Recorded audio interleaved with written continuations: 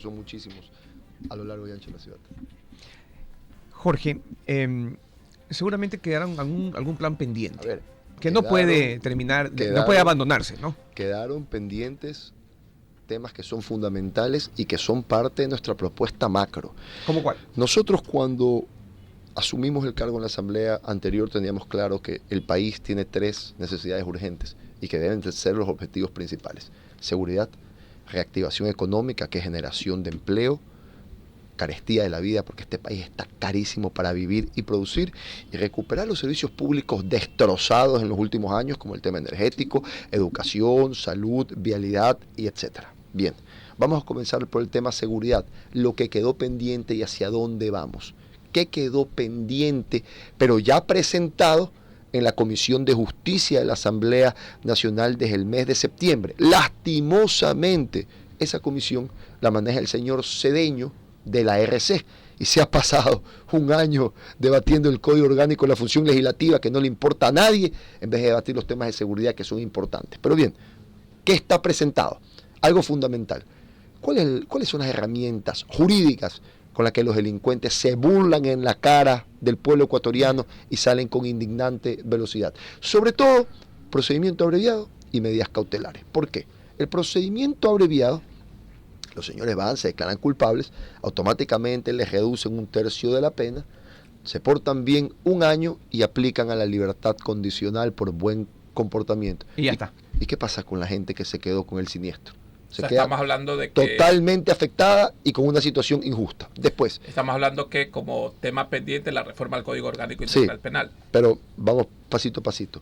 Después, las medidas cautelares y sobre todo la caducidad de la prisión preventiva. Porque, oigan, los delincuentes tienen billetes, compran al juez, compran al fiscal, les dictan 3 meses de prisión preventiva, no les formulan cargos y ya los ves en la calle. Para los delitos que tienen de cabeza al Ecuador: sicariato, asesinato, homicidio, secuestro extorsivo, vacuna, femicidio, violación y producción, tráfico y comercialización de estupefacientes, se terminó el procedimiento abreviado y se terminaron las medidas cautelares. Y estamos pidiendo que se aumenten las sentencias sumándose agravantes, que antes no los aplicaban bien. ¿Qué significa? Que los delincuentes que cometan estos delitos, que tienen de cabeza al pueblo ecuatoriano, se van a la cárcel con la sentencia completa. Eso no hay un punto de equilibrio, Jorge, como en todo el mundo. Hay medidas cautelares. En todo el mundo hay disminución de sentencia por comportamiento y todo eso. ¿Por qué en Ecuador esto no funciona o no puede funcionar? Porque desafortunadamente la justicia se encuentra totalmente corrompida y utilizan estas herramientas jurídicas para burlársenos en la cara a todos. Entonces, a momentos duros, decisiones duras. Esto más es parecido al Código Penal sajón que a otros códigos del mundo. Y mire, a Bukele le ha funcionado muy bien en El Salvador. Pero vamos a ir después al tema de la reforma del sistema judicial, que también es clave. Pero yo estoy hablando ahorita de lo que ya está presentado. Después, que los presos trabajen. Hablo de los que tienen apremio total, no a premio parcial, donde hay ciertos proyectitos, se los ve a veces que los sacan a hacer jardinería y etcétera. Hablo de los que tienen apremio total. O sea, sentenciados. Sí. ¿Ya? Bien. Pregunto yo, a ver, ¿necesitamos un plan de rehabilitación? Sí. Todos sabemos que muchos son consumidores de drogas, que muchos tienen problemas psicológicos y que muchos nunca han sido capacitados en nada. Nosotros planteamos que con acompañamiento psicológico, con programas de desintoxicación de drogas y con capacitación en oficios, trabajen para resarcirle a la sociedad algo del daño causado. Pregunto yo, las sillas y mesas de los planteles educativos que están destrozados, ¿no se los puede capacitar para que le den mantenimiento? Sería Por fantástico. supuesto que se puede. ¿No se los puede capacitar en confección para que ayuden a hacer los uniformes escolares del sector público? Claro que se puede. Pasa en otras partes, no pasa en el Ecuador, porque acá falta cabeza, corazón y los pantalones bien puestos para hacer que las cosas funcionen. Pero sí funcionaba en su momento, porque yo recuerdo tanto cuando Lady Zúñiga fue ministra de Justicia, yo hice un recorrido en las cárceles que se hacían letreros, señaléticas, bancas. ¿Qué pasó? Nunca los da premio total, ¿Ya? Siempre los da premio parcial. Entonces acá hay que cambiar eso. Siempre hubieron proyectos esporádicos como los que nombras tú, eso ha existido siempre, pero nunca los da premio total. Es darle un cambio totalmente de concepto a las cosas, que en verdad esto es un programa de rehabilitación, pero sirve para que ellos puedan resarcirle a la sociedad en algo el daño causado y para que el Estado ahorre algo de los, por ejemplo, porque son las últimas cifras que hay, en el 2020 se gastó 40 millones de dólares solo en comida de los presos. Oiga, el quinto acueducto va a costar 55 millones de dólares y le va a dar agua a gran parte del Distrito 2, que es Monte Sinaí, y etcétera. Entonces, mire todo lo que se puede hacer con 40 millones de dólares. Bien, también vamos a reclasificar a los presos, porque llegó la señora Romo en el año 18, 19, cambió las cosas, y usted puede tener a uno de los más buscados al lado de alguien que tiene un juicio de manutención. Eso no puede continuar. Las cárceles no pueden convertirse en el sector de captación de las bandas criminales. Entonces lo vamos a clasificar por peligrosidad. Y a eso voy porque incluso entre las matanzas en el gobierno de Guillermo Lazo, en estas masacres, murió gente muchas personas murieron por pensión alimenticia. Perdón, gente que no tenía sentenciados por violación. Gente que estaban todos revueltos. Por violación es otra cosa, pero la gente que no tiene un empleo y tiene un juicio de manutención y se va a la cárcel es totalmente injusto. Todo esto ya está presentado, por ejemplo, para los delincuentes de cuello blanco y que colaboran con el crimen organizado, porque el crimen organizado ha infiltrado a todo el Estado. Primero les quitamos los derechos políticos, nunca más pueden ser candidatos ni funcionarios públicos ni nada, pero también tendrán la sentencia más alta de todas. Y también para los incendiarios, los que atentan contra nuestro medio ambiente, nuestros bosques, nuestro patrimonio, porque muchas veces también sale afectado el patrimonio. Señores, ahora hemos pedido que sean clasificados como terroristas, que tengan una sentencia de 25 años, porque la sentencia ahora es de 6, pues es irrisoria, que tengan una sentencia de 25 años, pero también que tengan que resarcir el daño económico. Entonces, todo esto ya se encuentra presentado en la Comisión de Justicia. Nosotros vamos a hacer una piedra en el zapato para que estas cosas se cumplan y para que, haciendo justicia, el Ecuador pueda comenzar a recuperar la paz. Eso en materia de seguridad. Ahora, ¿cuál es la propuesta que tenemos? A ver, primero, y no se trata de meterle la pata a ningún gobierno, se trata de que la gente pueda acceder a sus derechos. En eso yo creo que ha habido una campaña de desprestigio grande, porque se ha metido en el mismo saco a todo el mundo.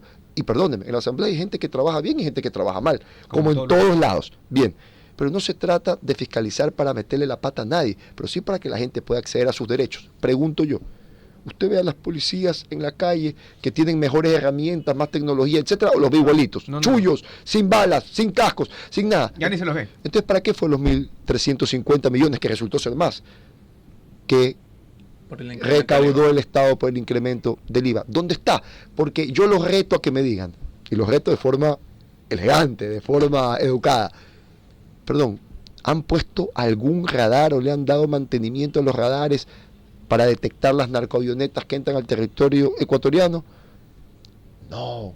Les pregunto algo, ¿han puesto un escáner en fronteras, carreteras o puertos para detectar el movimiento, o sea, el ingreso, movimiento y salida de la droga en territorio ecuatoriano? Les contesto, no. ¿En dónde está esa plata entonces? Entonces, esas cosas sí hay que fiscalizarlas, porque mire, yo discrepo con algo que se dijo en el debate. La señora González Nader dijo que hay que controlar los mares para evitar la salida de la droga. Perdóneme, la prevención es mucho más eficiente que la reacción. Lo que hay que controlar son las fronteras, con tecnología, con colaboración, con trabajo en inteligencia, en contrainteligencia y con el personal suficiente y las herramientas necesarias para impedir que la droga llegue. Las bandas internacionales se llevan el negocio a otro lado. En eso hay que trabajar con fuerza. Entonces, en eso sí vamos a fiscalizar para que el gobierno invierta lo que tiene que invertir. Después, otra cosa fundamental, porque el pueblo está hasta acá de los jueces corruptos. Nosotros vamos a crear un tribunal de ética y disciplina judicial conformado por ciudadanos escogidos por un concurso de mérito y oposición, pero que también estén de forma permanente, personal, de Fiscalía, de la UAFE y del SRI, que haga monitoreo en línea de las resoluciones que toman trimestrales y cuando haya alguna duda, sus transacciones, patrimonios y movimientos bancarios. Pero esto va acompañado también de una reforma al COIP. ¿Para qué? Clarito. Juez que deja suelto de forma injusta a un delincuente se va a la cárcel con la misma sentencia que el juez, pero con la misma sentencia que el delincuente. Se acabó. Aquí ya no nos pongamos a inventar el agua tibia, a escuchar un poco de cosas que ya hemos visto que no funcionan y que el dedo no pueden frenar porque no tienen la mano que se tiene que tener dura para enfrentar la situación gravísima que vive el Ecuador. Pero también les digo algo, porque a eso voy a llegar al final. También se necesita amor, corazón y solidaridad para invertir en los sectores populares, para darle una mejor oportunidad de vida a la gente. Todo lo que yo acabo de decir nos sirve para enfrentar el problema ahora, pero de forma sostenible. No hay nada mejor que generar mejores oportunidades de vida, tener una sociedad que tenga igualdad de oportunidades y que nos permita ser un país competitivo en el que todos tengan acceso a un empleo de renta media alta para mejorar su calidad de vida y la de su familia. Ahora vamos al tema económico, porque para todo esto falta plata y hay que hacer las cosas bien. Primero, y esto es algo que me vieron en la asamblea hacerlo, parte de mi discurso, sí fue contra el tratamiento y las condiciones que se le ha dado a la deuda pública en el Ecuador, sobre todo a la deuda externa. Solo en el año 2024 se pagaron 8.974 millones de dólares en deuda pública, 5.103 millones en deuda externa. Miren, yo nunca he visto un banquero suizo o gringo que se muera porque le falte plata. Ni siquiera he visto que le falte plata, pero todos vimos a 1.000 ecuatorianos morirse en 2 meses porque el Estado no tenía plata para ponerse al día con los prestadores externos del servicio de diálisis, porque el IES y el Ministerio de Salud no se pusieron al día. Eso es injusto.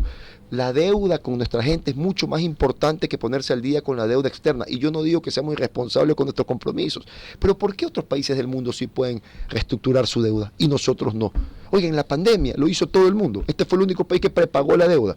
Miren la debacle de prioridades a la que ha llegado el Ecuador. Entonces nosotros íbamos a conformar un equipo de reestructuración de la deuda para que les digan, señores, nosotros necesitamos invertir la plata del pueblo en el desarrollo del pueblo, les vamos a pagar un mínimo y el resto va ligado al crecimiento económico, mejorando tasa de interés y plazos para pago en condiciones. Pero esa plata hay que invertirla en la gente, en obras y servicios con calidad, calidez y cobertura, porque la obra pública que tanto se ha satanizado es fundamental para una economía. En todas partes del mundo se hace así. Por eso Estados Unidos inyecta grandes paquetes de liquidez en obras para que su economía pueda salir adelante.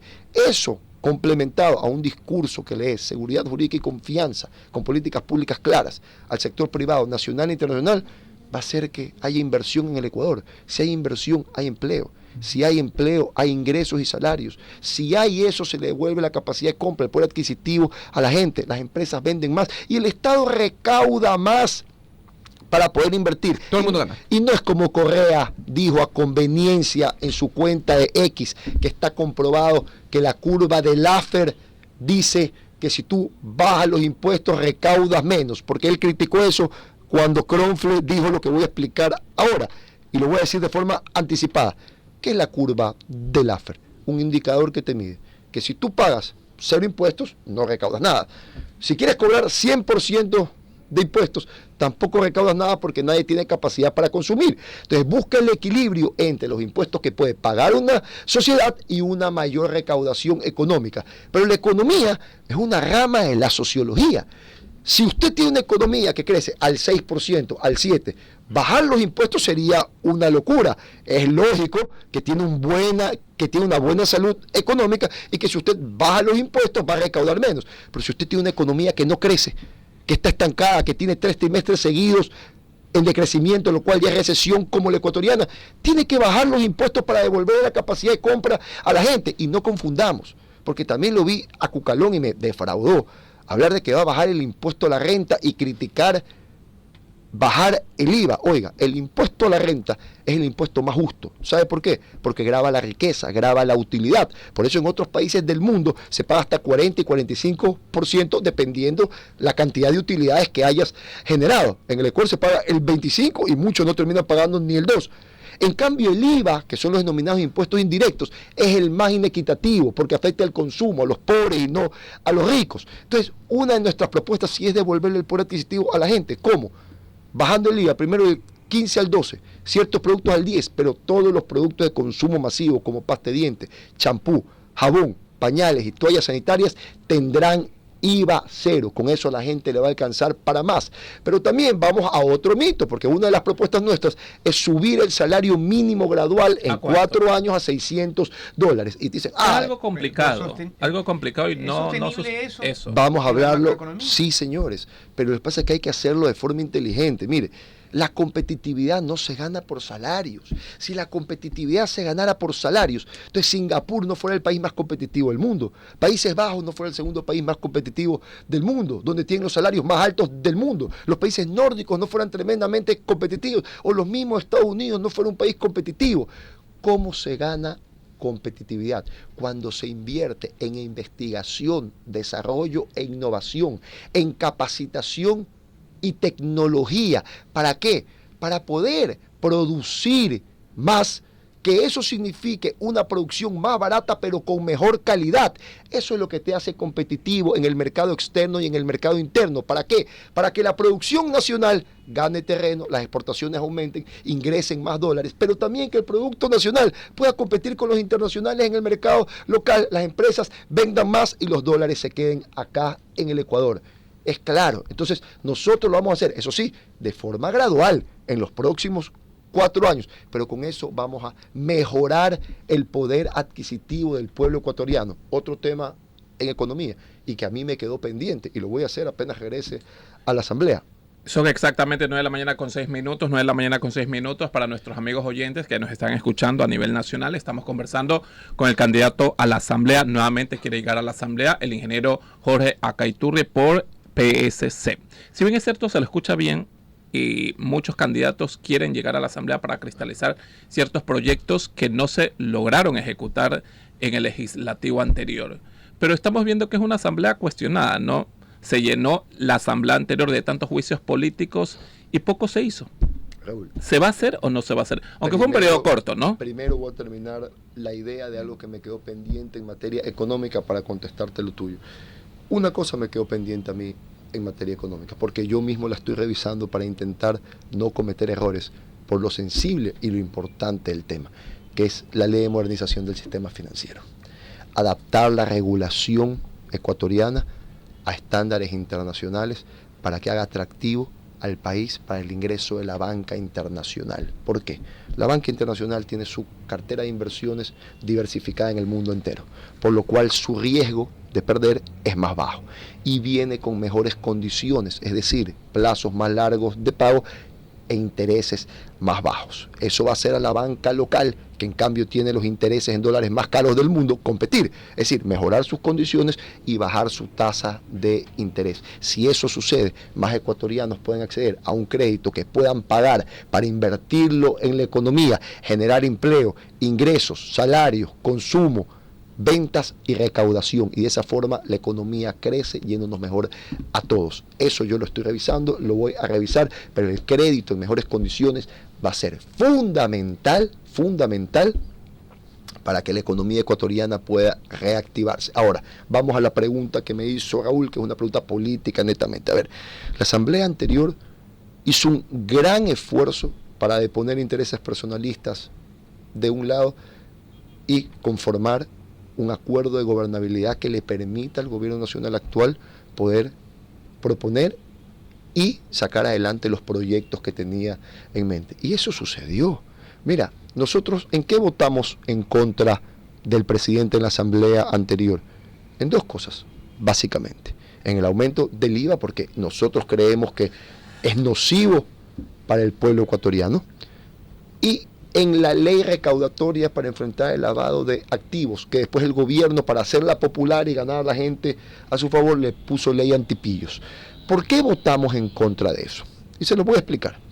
1, porque ya se había aprobado una ley con voto en contra nuestro del IVA, porque eso se votó en bloques, para que el gobierno recaude plata para enfrentar el crimen organizado. De ahí había la plata para enfrentar el lavado de activos. Después, porque tenía impuestos escondidos, por ejemplo, a los vehículos usados de $50,000 para arriba. Y dirán, ay, pero ¿cuántos son los que se puede comprar? No, señores, el mensaje es grave, porque cuando tú le pones un impuesto a un vehículo de $50,000 para arriba, lo que te está diciendo es no importa que laves con tal de que pagues. Es gravísimo el mensaje. Y por último, porque le daba competencias jurisdiccionales a la UAFE, lo cual se iba a convertir en una herramienta de persecución terrible. No tiene lógica, no nació para eso la UAFE. Eso se debe al sistema judicial. Por eso los países donde la democracia funciona tienen independencia en los poderes del Estado, y el Poder Judicial funciona de forma independiente al Ejecutivo o al Legislativo. Entonces, simplemente por eso, porque la ley estaba mal hecha. De ahí, en todas las leyes que propuso en materia económica urgente, nosotros apoyamos al presidente de la República.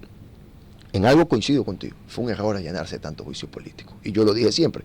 Y si no, y lo puede demostrar mi trabajo, ¿cuántos juicios políticos presenté yo en la asamblea anterior? El caso de la fiscal Diana Salazar, usted se opuso, tengo entendido, ¿no? Perdón, no. Yo presenté 0 juicios políticos en la asamblea anterior. 0. 0, porque no creo que es lo que le importa a la gente. Yo me dediqué a trabajar en los temas de seguridad y economía, que eran los objetivos principales que tiene la nación. Yo fui quien pidió que se suspenda el juicio de la fiscal cuando quedó embarazada, marcando un precedente en defensa de derechos a las mujeres en aquel entonces, porque eso no existía en ninguna ley. ¿Ya?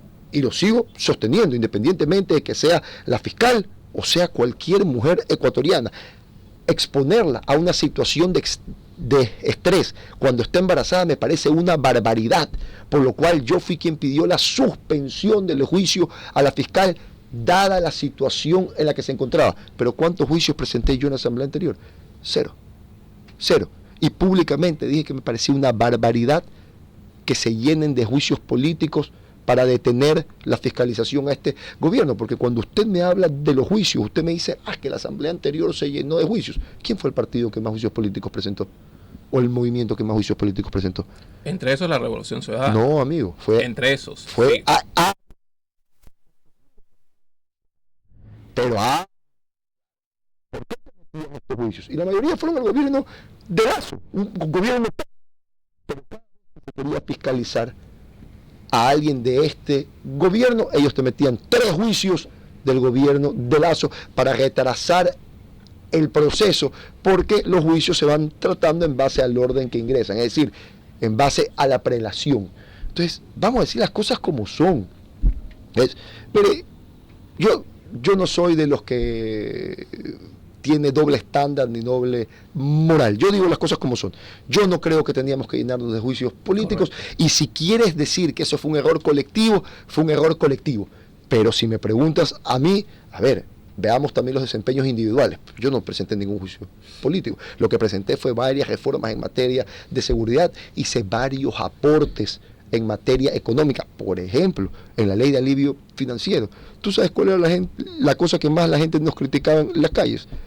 Que no podía ser posible, que tenía 8 y 12 horas de corte de luz y la planilla le salía igual o más alta, y cuando iban a reclamar, les decían, no, primero pague y después reclame. Lagarto que traga no vomita. Fui yo quien cambió eso en la ley de alivio financiero, logrando que cuando tú tengas un reclamo, no tengas que pagar una resolución del mismo, pero que tampoco te puedan cortar el servicio. Entonces, yo sí creo que a las personas hay que jugarlas por su desempeño, sobre todo en los parlamentos. ¿Por qué? Porque los parlamentos son el punching ball de la democracia en todas partes del mundo. Bien, creo que con eso respondo a tu pregunta, Raúl. Sí. Ahora voy a pasar...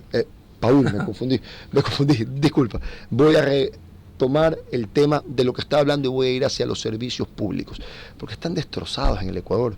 Vaya, vea la salud. Antes decían, solo hay paracetamol, ahora ya no hay ni paracetamol. Anda, mira la educación, ¿hace cuánto tiempo no actualizan el conocimiento de docentes? Los planteles educativos se caen a pedazos. Anda, mira las carreteras. Pero desde la asamblea se puede hacer otro, porque el asambleísta como tal fiscaliza, pero eso le compete al gobierno como tal. Es que sí puede fiscalizar. Y de años anteriores, los gobiernos anteriores no se ha hecho nada. Que sí puede fiscalizar, Paul, y esto es clave, porque esto sí hay que socializarlo con la gente. La gente quiere que los asambleístas los representen, pero cuando tú fiscalizas a un gobierno para que garantice los derechos de la gente, el gobierno te lanza toda la maquinaria de información encima. Es que están jodiendo al gobierno. Entonces vamos, la fiscalización es una competencia constitucional y yo creo que es sencillo darse cuenta cuando tiene un interés personal o cuando busca el bien colectivo. Lo que hay que dejar de un lado son las fiscalizaciones para sacar beneficio personal, pero la fiscalización, por ejemplo, te digo yo algo. ¿Qué dice la Constitución sobre educación y salud? Que tiene que aumentar 0.5% al año del PIB hasta llegar en educación al 6% del PIB y a salud al 4%. ¿Tú crees que se cumple eso? Nunca. Te digo algo, si el gobierno de Lazo fue bajísimo en ejecución, sí sabes que el gobierno actual ha invertido menos en educación y salud que el de Lazo, ¿no?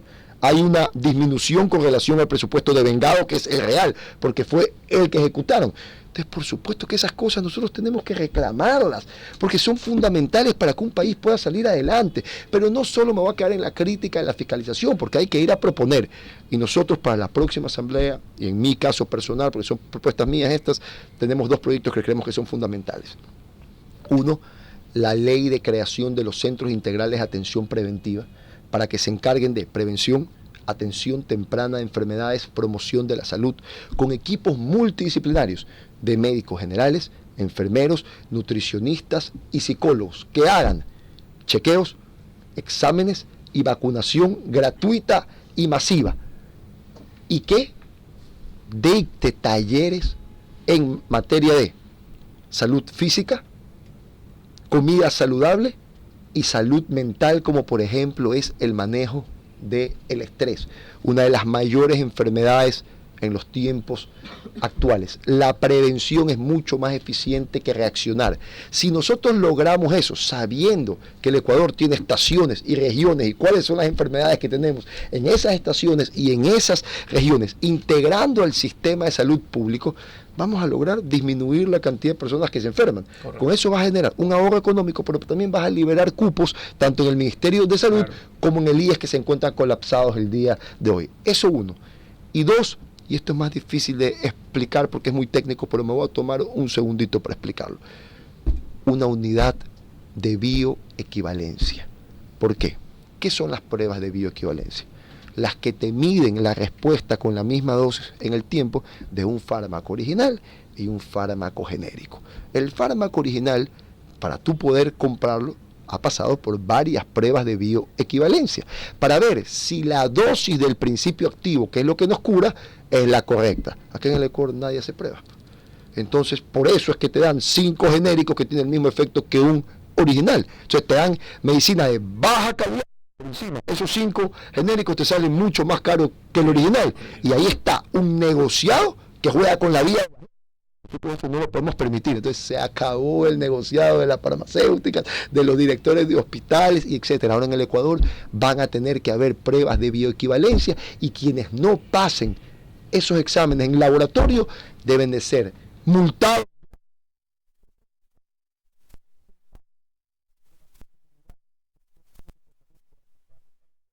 Con eso garantizamos que el pueblo ecuatoriano va a tener medicina de calidad y no van a poner su vida en riesgo. Eso en materia de salud.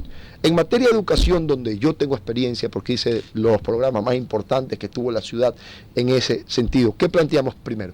Una reforma a la ley orgánica de educación para obligar en lo que todos los académicos del mundo dicen es el dólar mejor invertido, que es la educación en primera infancia. ¿Para qué? Para que hayan especialistas que le den acompañamiento e impulsen el desarrollo intelectual, socioemocional y psicomotriz de nuestros niños de 0 a 6 años. Créanme, ese es el mejor dólar invertido en cualquier sociedad del mundo.